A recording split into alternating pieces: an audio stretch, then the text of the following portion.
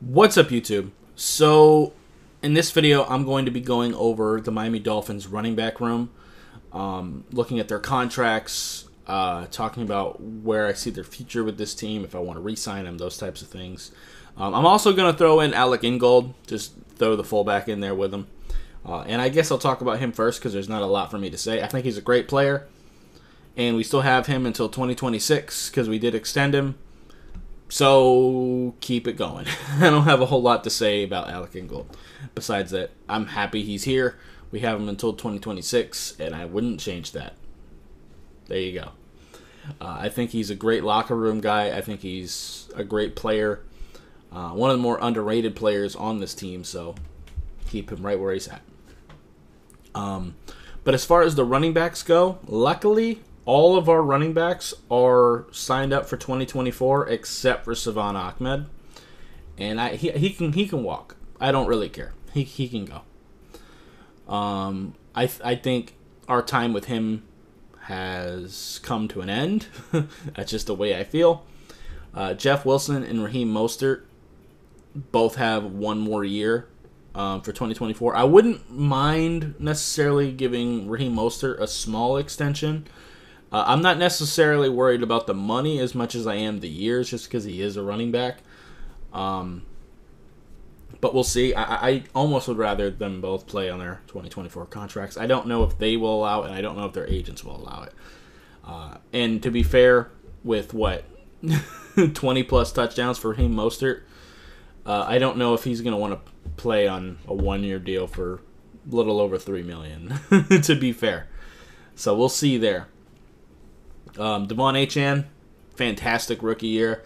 He's obviously still on his rookie contract. Got him until 2026. Perfect there. Chris Brooks, undrafted rookie. We still have him until 2025. And then in 2026, he'll be a restricted free agent. So looking good there. I'm not necessarily looking at running back super heavy for the Dolphins. Now, if something crazy falls to us in the draft, like we just can't pass it up, then I'm not necessarily against it either. But it's not really something I'm targeting.